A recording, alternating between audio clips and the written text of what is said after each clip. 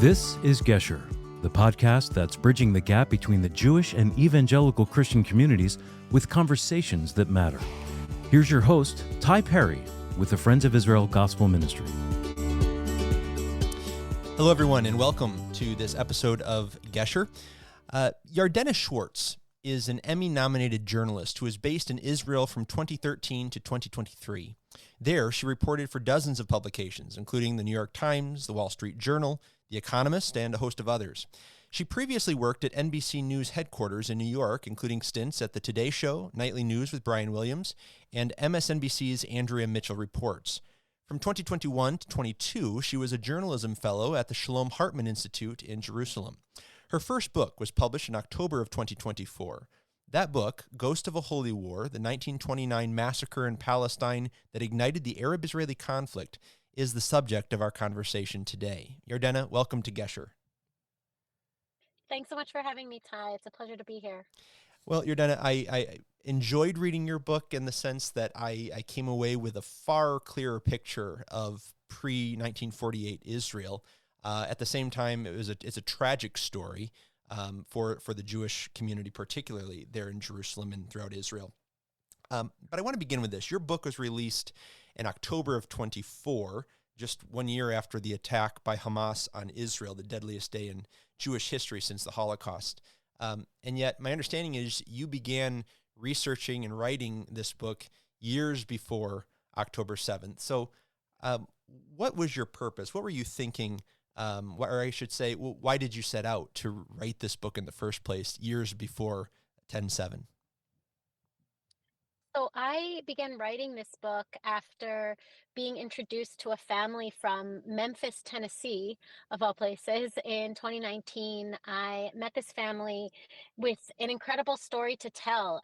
They had discovered a box of letters in their attic in 2009, and that box was filled with hundreds of pages of letters written by their great uncle, David Schoenberg, who at the age of 22 in 1928 sailed to the British Mandate of Palestine, and he went there to study at what was at the time the most prestigious yeshiva in the Holy Land, and that yeshiva was in Hebron. And he spent the next year studying Torah in the land where the stories of the Hebrew Bible unfold, and his letters were filled with just beautiful, vivid descriptions of what life was like as a young Jewish American man in Hebron in 1928. And I was fascinated by these letters, and what fascinated me most was just how different the Hebron he described was from the Hebron that we know today. And the reason I discovered for that transformation was the massacre that he himself lost his life to. This family discovered that box of letters in their attic because for years the family in Memphis didn't really speak about what had happened because it was so traumatic and so painful a memory for David's parents and his siblings. And the woman who discovered it would have been his niece. I mean, she was born many years after he was killed, but that discovery led her own daughter on this journey to learn more about her uncle, her late uncle, and the massacre that took his life. And when I read the letters, I realized that there was this treasure trove of history here that could teach us so much about the roots of this conflict, the true roots of this conflict, which many people would choose to ignore for various reasons, and what that history tells us about our present day. And so that was what I was going to write before October 7th. And this massacre, it was hauntingly similar to the massacre of October 7th.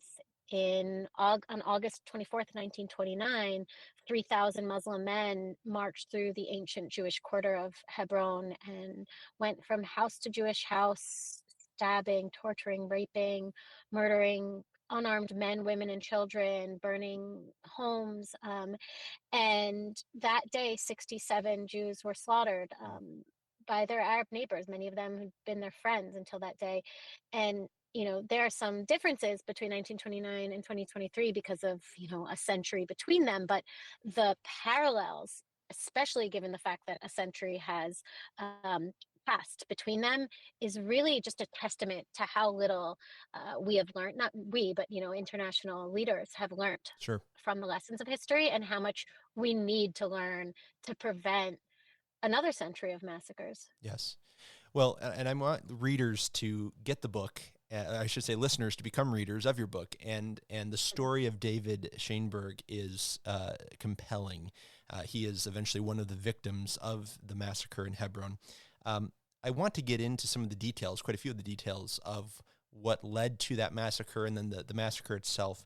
But before we do that, let's set the stage historically a little bit for listeners. So in the subtitle and throughout your book, you use the term Palestine, and that's certainly a loaded term today in our political context. So explain when you use that term, to what are you referring? So I'm referring to the British Mandate of Palestine, which was the name for that land before 1948 and the establishment of the State of Israel. Of course, for many Jews, even during the time of the British Mandate of Palestine, many refer to it as Eretz Yisrael, or it was referred to as the Holy Land. But officially and legally, and according to the League of Nations, which gave the British Empire the mandate to govern the land of Palestine, it was Palestine.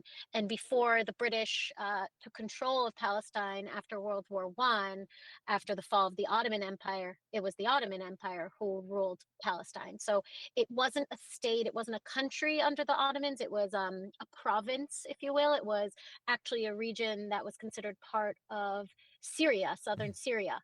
And under the British Mandate, it also wasn't, this independent state. Obviously, it was governed by foreign powers, and Palestine, throughout its history, had only been governed by foreign powers. Yes. So to be a Palestinian prior to 1948, at least, was to be a Jew or an Arab, and that could be a Muslim or a Christian who lives in this geographical region known as Palestine. So that's helpful. The other thing I want to do to set the stage is to ask you this. So your book opens really in the late 1920s, 1928, 29. Who is in charge of the land? You kind of alluded to this, then known as Palestine, and how did they come into control of that piece of real estate?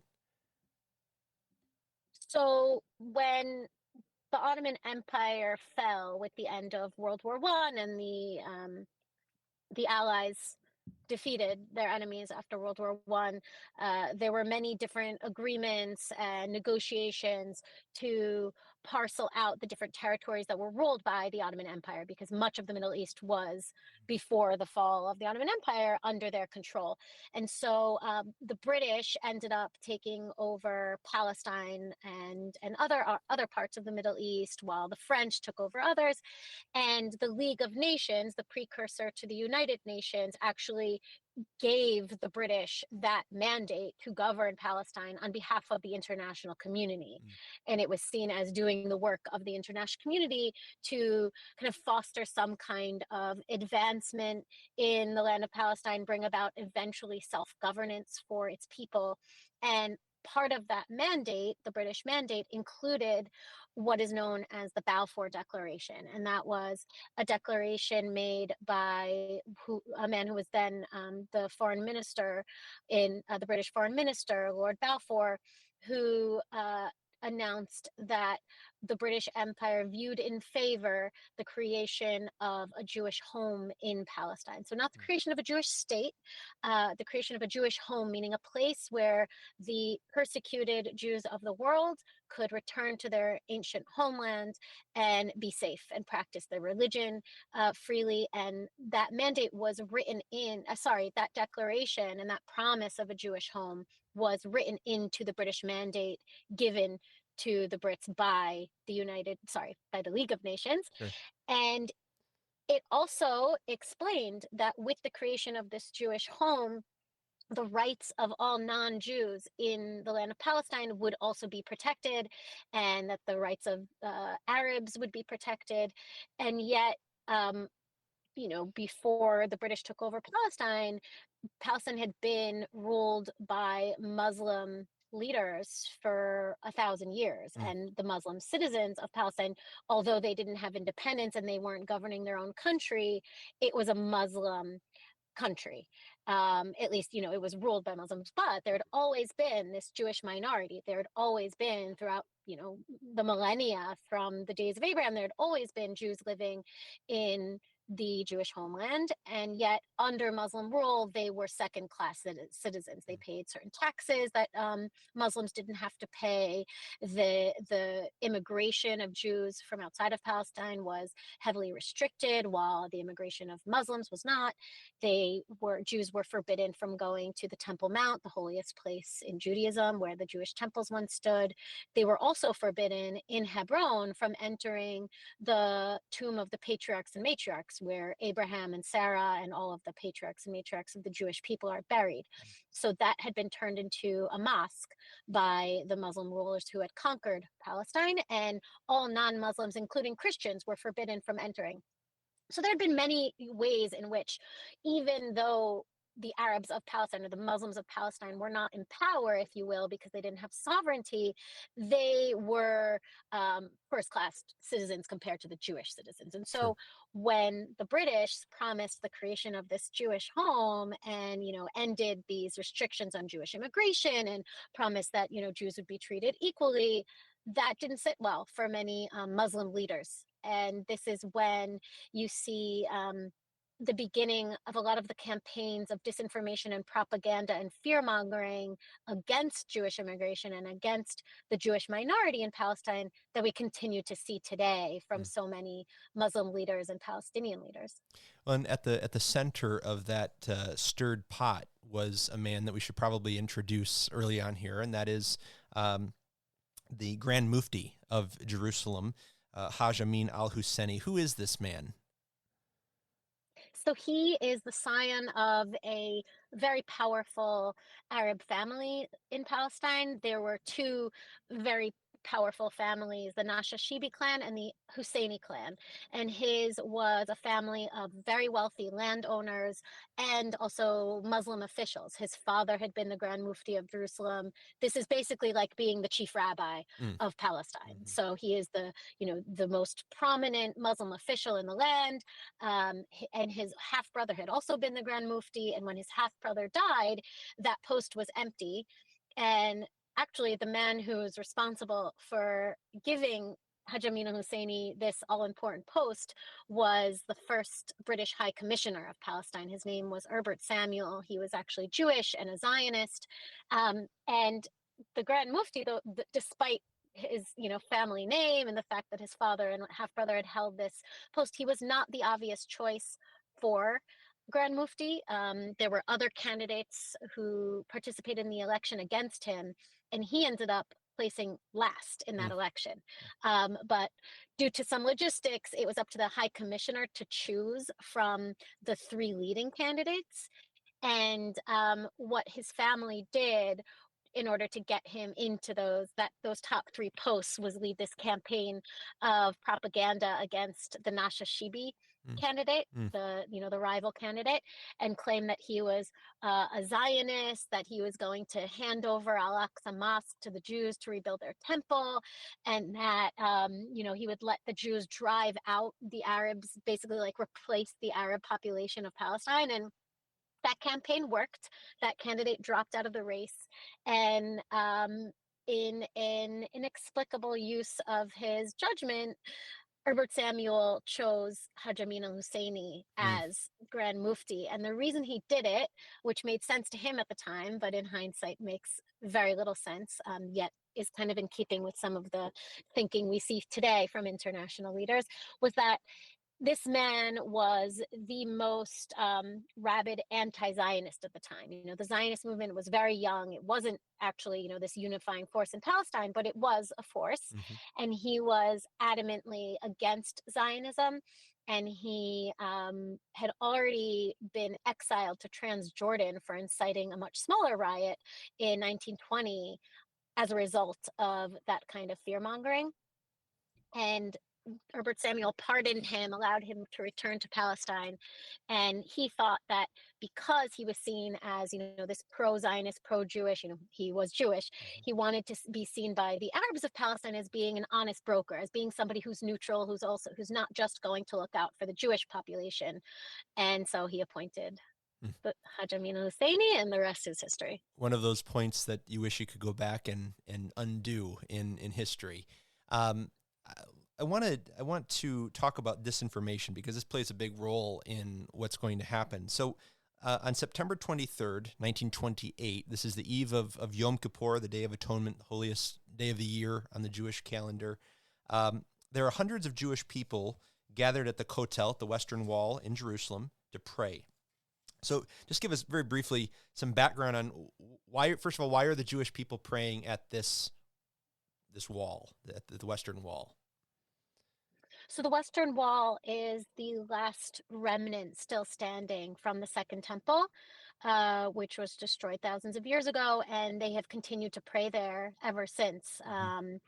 As a testament to, ancient Israel and the hope of rebuilding that temple, obviously not rebuilding it with Jewish hands, but with the arrival of the Messiah. And, that is the hope, that the temple will be rebuilt one day.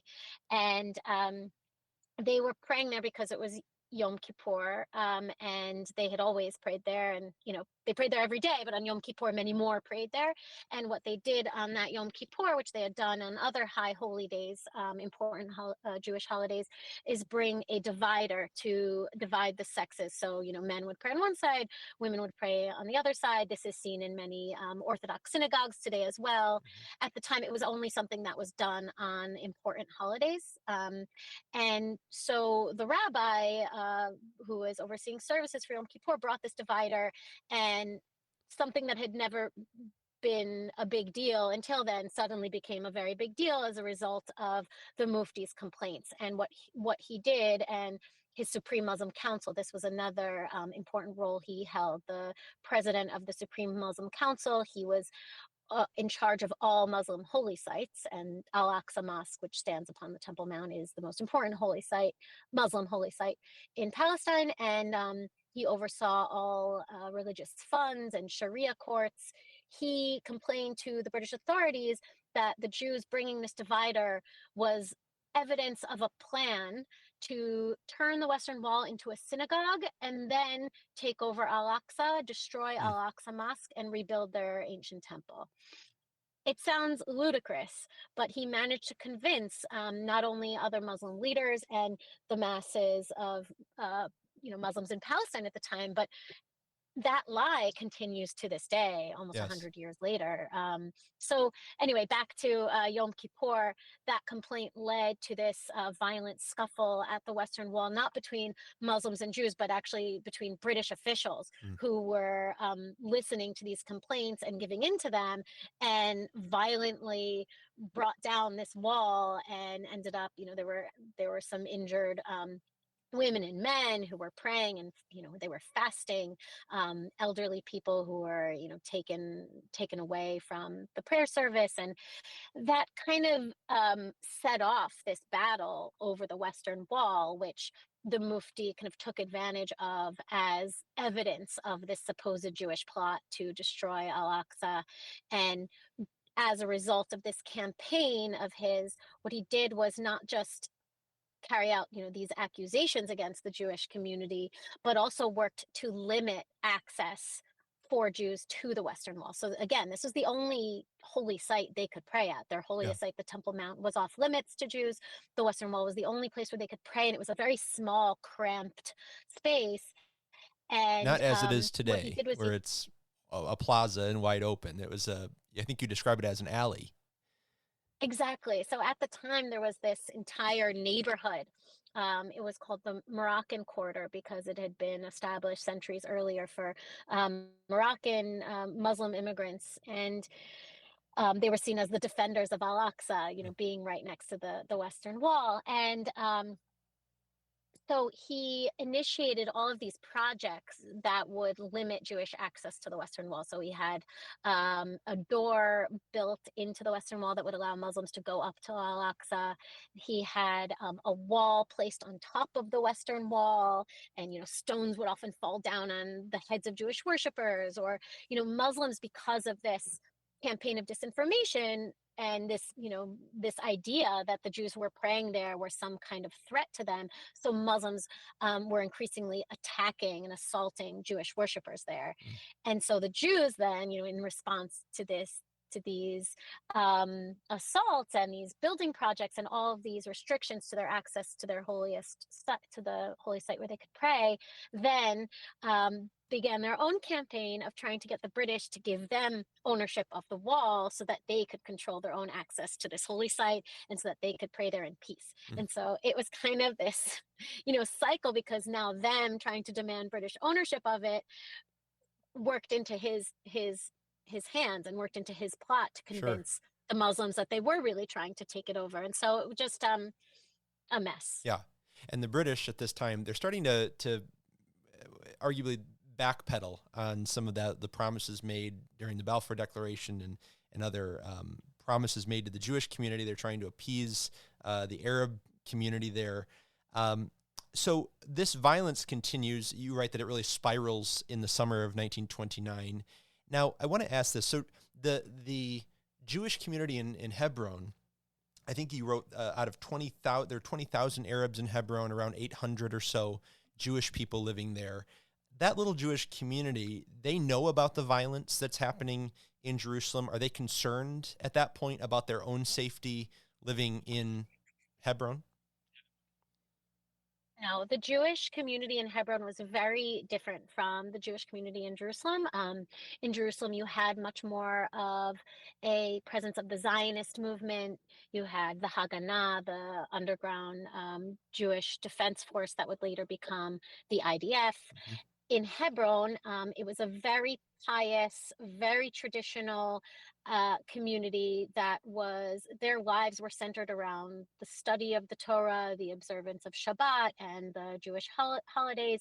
And many of them were Arabic-speaking Jews who had descended either from the Spanish exiles from the Spanish Inquisition and had been living in Palestine for generations, and so spoke Arabic and held many of the same kind of social beliefs as their Arabic neighbors, very patriarchal and very, traditional, not the same as the Zionist movement, which was very, egalitarian, European, and, Enlightenment was kind of and the Zionist movement at the time was also very secular. So many of the religious Jews in Palestine were very much against the Zionist movement because it was seen as this secular, irreligious contamination of Judaism. And all of that changed after 1929. We can get to that later, but before 1929 and before this massacre, the Jews in Hebron had really good relations with their Arabic neighbors. That was why they were able to not just exist as a community of just 800 people 800 Jews surrounded by 20,000 Muslims, but thrive. They had thriving businesses. They even had owned businesses together with their Arab neighbors. Many of the Jews living in Hebron rented their homes from Arab landlords. And there was one Jew, albeit just one, but there was a Jew on Hebron City Council, and he was the head of the Hebron branch of the Anglo-Palestine Bank, which would eventually become one of the biggest banks in Israel, Bank Leumi. And he had such great relations with his Arab neighbors and the Arab leaders of Hebron that, before these riots broke out, actually the Haganah, which had no presence in Hebron, had a presence mostly in Jerusalem and in Tel Aviv. And they worked to defend when Jewish villages would be attacked sometimes by Bedouin tribes. They would defend those Jewish villages or farms. But they had never needed to in Hebron because the relations between the Jews and Arabs in Hebron had always been, relatively peaceful. Yeah. And so when rumors of a riot reached Hebron, not just from the Haganah came to Hebron 2 days before the riots erupted and warned Jewish leaders in Hebron that the riots were going to reach Hebron, and they could either help them get out and evacuate to Jerusalem before, until the riots subside, or they'll stay there and, protect them. And the Jewish leaders the Haganah was a Jewish military group or a defense group that will eventually become the IDF. Is that correct? Exactly. Yeah. So the Jewish leaders of Hebron, including the man I mentioned, Eliezer Dan Slonim, the head of the Hebron branch of the Anglo-Palestine Bank, who was on the Hebron City Council, his father, the chief Ashkenazi rabbi of Hebron, the chief Sephardi rabbi of Hebron, all of the Jewish leaders of Hebron said, no, we don't want your help. Your presence will only make things worse. We're fine. Our Arab neighbors are our friends. They'll protect us. They'll never let anything happen to us. And yeah, and Hebron was the place that paid the heaviest price on when these riots erupted. Of the 133 Jews that were killed throughout Palestine in this week-long riot, more than half of them were killed in Hebron. And the atrocities, the way they were killed, I mean, you didn't see this anywhere else. On that scale at that time. It was really just the worst carnage the Holy Land had seen since the Crusades. And it transformed the Zionist movement, it transformed Palestine, it transformed this conflict. And really, as I illuminate in the book, it's really ground zero of this conflict. Yeah. Well, I want to just read a very short excerpt from your book, because you mentioned there's rumors or rumblings. They start hearing these rumblings of attacks that are going to happen in Hebron. And you write, despite the many warnings, the Jewish leaders of Hebron were not afraid. The riots of 1920 and 1921 had both spared Hebron. Then, too, rumors had swirled throughout town that the Arabs of Hebron would attack the city's Jews. So essentially, there's this idea it won't happen here, but it does happen there. August 24th, 1929. So how did it go from it won't happen here, we have good relations with our Arab neighbors, to massacre? I guess tell us the story of how does the massacre itself really begin there in Hebron? So it all comes down to disinformation and incitement. And I think a lot of us think of disinformation as a plague of the 21st century, of social media. But really, when I was researching this book and reading the newspaper articles from that time, it was astonishing the power that disinformation had and the ability it had to turn so-called peaceful neighbors into the opposite of that.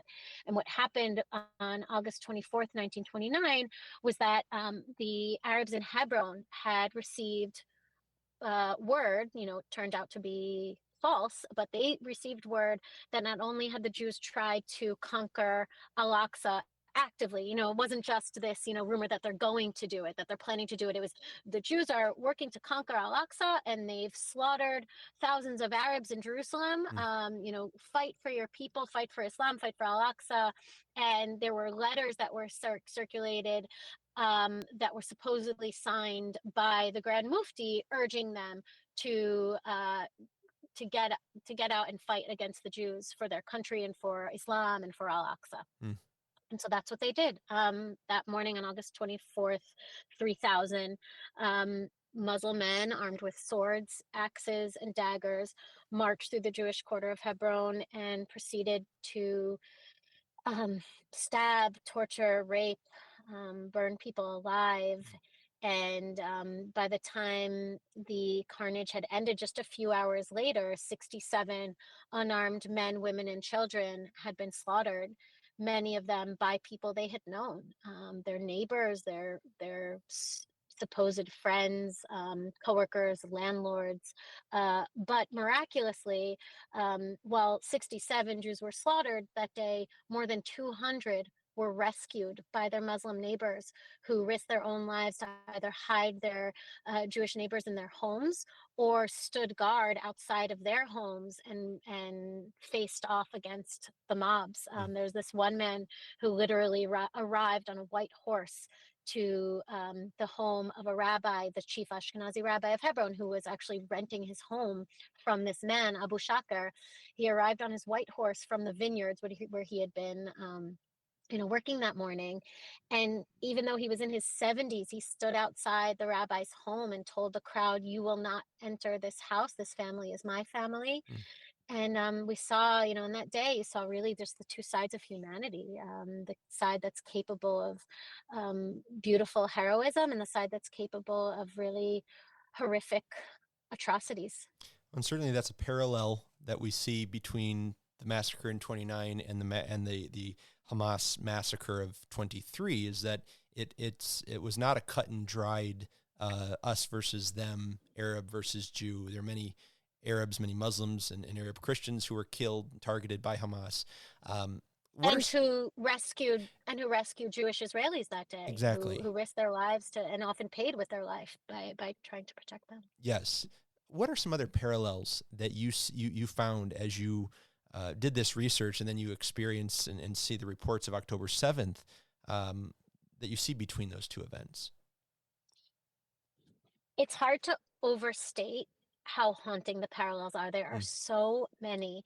One is, of course, the atrocities themselves, which were horrifically similar. The rapes of women, the mutilation of bodies, also the joy with which these atrocities were carried out. We saw it with our own eyes in the videos that Hamas fighters and even just Palestinian civilians in Gaza who crossed the border, the videos they posted of celebrating and laughing, and that was also the case in 1929.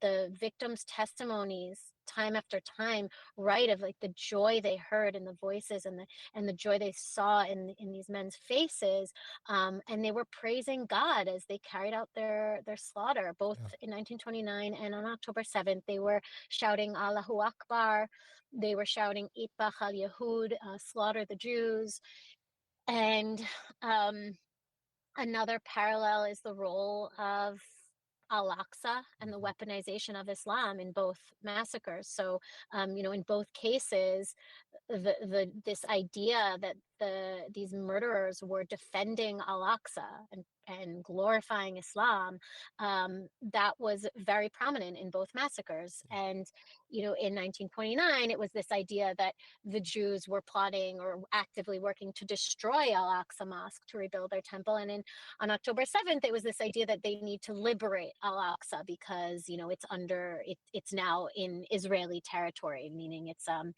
contaminating. You often hear this word from not just Hamas, but also Fatah and the Palestinian Authority officials saying that, Al-Aqsa is being contaminated, or you hear them saying that Israelis are storming Al-Aqsa when really they're just walking around the Temple Mount. This role of incitement and disinformation and the weaponization of Islam and its ability, the ability of this idea of defending Al-Aqsa to lead people to carry out the most atrocious attacks has not changed. Trying to think what other, there's so many parallels. Another one is that that point, I did want to, this is something we don't, at least in the U.S., we don't hear so often, is what the name of that attack on Israel on October 7th was for Hamas. They dub it the Operation Al-Aqsa Flood. And so there is that very close tie, as you're saying, between that shrine, that mosque on the Temple Mount, and their actions. I found that compelling. I'm glad you said that because as a journalist, it always infuriates me how little is reported of what Hamas actually says and how they frame everything, because it's always about Al-Aqsa. I mean, their logo is Al-Aqsa with swords and guns in front of it. Their own speeches talk about the need to liberate Al-Aqsa. And of course, as you said, the name of the October 7th attack was the Al-Aqsa Flood. And in the days and weeks after that attack, you might remember that Hamas leaders tried to encourage Arab citizens of Israel and Palestinians in the West Bank to flood Al-Aqsa to open up new fronts in this war. Thankfully, they didn't do so, much of it because Israel took measures to prevent them from doing so. But, we also saw it in the past few days with Hamas declaring victory as a result of this ceasefire deal. And in their victory speeches, they use that same word. They talk about Al-Aqsa and they praise, this battle for Al-Aqsa. The Al-Aqsa flood will forever be honored as the most honorable day for the Palestinian people. And, they pledged that they will continue to fight to liberate Al-Aqsa. And so, the fact that we're not hearing about this really tells you so much about why this conflict persists. Yes. And why every peaceful effort has failed, because the role of religion, and particularly Islam, in fueling this conflict has been ignored. And yet it is the most prominent driver of this conflict. And so continuing to ignore it and pretend that it's actually not a cause of it is only going to condemn us to more massacres, Yeah. and not just massacres against Jews, but also more death and destruction for the Palestinian people themselves, because their leaders continue to launch these wars in which they themselves, the leaders, don't pay a price. Yeah. That many of them are, in the comfort of Doha and Qatar, but it's the Palestinian people who end up paying the price for the wars they launch. I want to wrap things up here, but you do a really remarkable job of walking readers through the history of the Arab-Israeli conflict from 29 through the present, right up to October 7th. I would ask you, though, if you could talk a little bit about the impact that the Hebron massacre had on the future of the land and the relationship that the Arabs and Jews of the land have even today. How has it impacted that relationship between Arabs and Jews? Wow. It had a massive impact in so many ways. For example, the atrocities themselves after 1929, they were celebrated. They were, on the one hand, denied by Arab leaders and the Arab people as well, but also celebrated. So that the people who carried out those attacks and those atrocities were declared as martyrs of the Palestinian people, and they continue to be honored as martyrs and glorified today. And, that impact has had a really detrimental effect on any hope for peace. And the the notion it gave to the Jews of Palestine at the time was the idea that coexistence wasn't as possible as they had thought it would be. I mean, the Jews in Hebron really were, they thought that this could never happen to them. And they had, until then, really opposed the Zionist movement, because they saw it as, being the realm of the divine wish for the Jewish people, not something that they should take into their own hands. And that really changed after 1929. And so you didn't just see those who had opposed Zionism now embrace it, but also many of them ended up joining the Haganah, because until 1929, the Haganah had been this, Ashkenazi, European, secular Sure. fighting force, and it had also been very disorganized and not very strong. But after 1929, the Jewish community didn't just recognize the need for a Jewish army and, the rally around this idea for a Jewish home, because they realized that the British were unable to protect them and maybe unwilling or uninterested in protecting them, because they had absolutely failed to prevent this tragedy, but to protect their Jewish subjects from the slaughter they faced. And so Zionism became a much stronger force. The Haganah became a much stronger and more powerful, centralized fighting force. And also the Haganah then ended up splitting into these other militias that were more, they were considered radical at the time, but really they were like more proactive, you could say. Instead of just working to defend Jewish communities from attacks, they wanted to preempt those attacks. Sure. And carry out. So it really just kind of accelerated the very forces that Haj Amin al-Husseini and other, anti-Zionist Arab leaders had been trying to thwart. It really just backfired on them.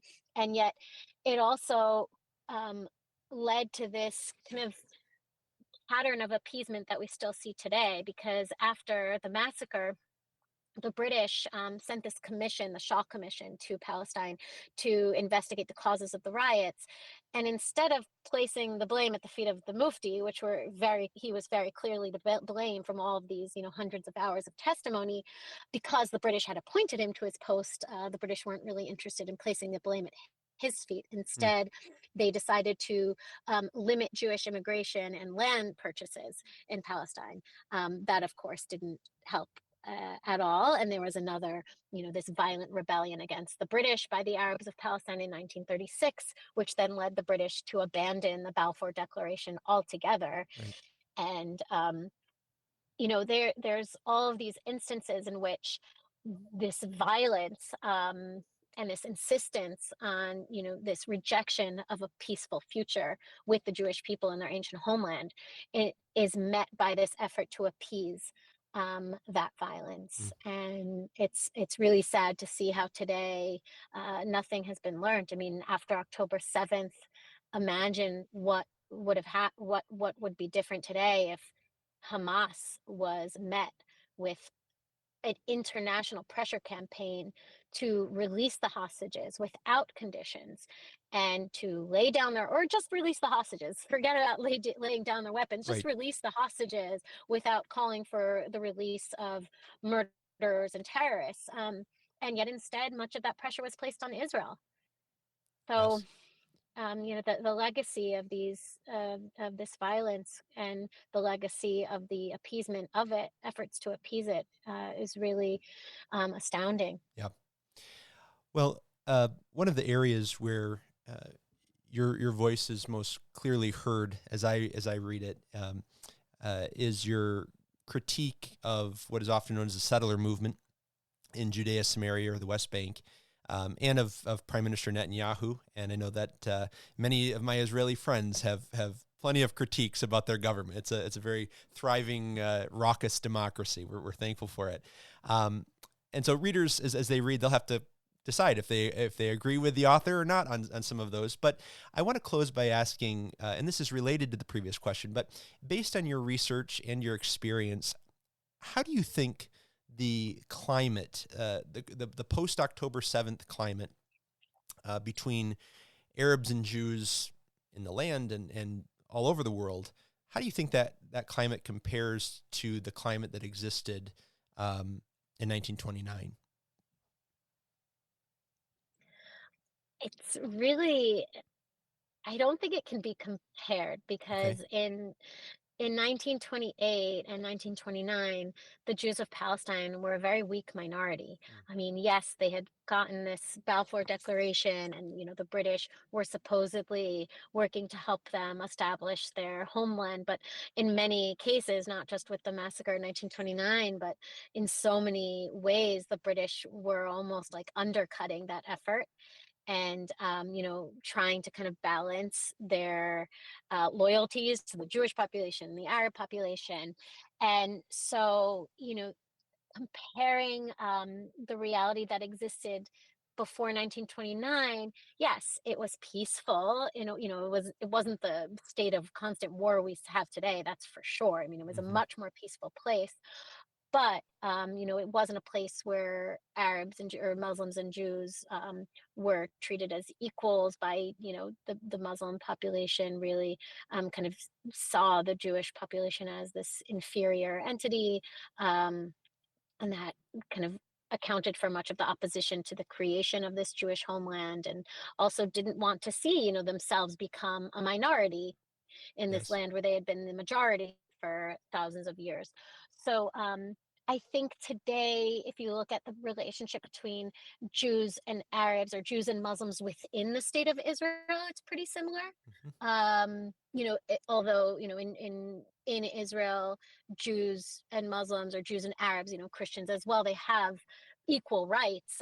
But of course, the Jewish population is the majority, so it is more powerful than the minority, the Muslim and Christian minority. Sure. So I guess you could say it is pretty similar. But when you take into account also the Palestinian population outside of Israel, so in the West Bank and Gaza, then it's of course, a perpetual state of war that really did not exist before 1929. And I guess really started to take hold after 1929, when attacks on Jewish communities accelerated, and then the counterattacks by the different Jewish militias. Yeah, so I think there are some similarities, but obviously some very vast differences. Well, I've been speaking with Yardena Schwartz, author of Ghost of a Holy War, the 1929 massacre in Palestine that ignited the Arab-Israeli conflict. Yardena, I want to thank you for taking the time to have this important conversation with me today. I invite all listeners, please go out, buy this book, listen to it, read it, however you intake information, and wrestle with the similarities between that massacre and that of 1929. Thank you, Yardena. Thanks so much, Ty. It was a pleasure.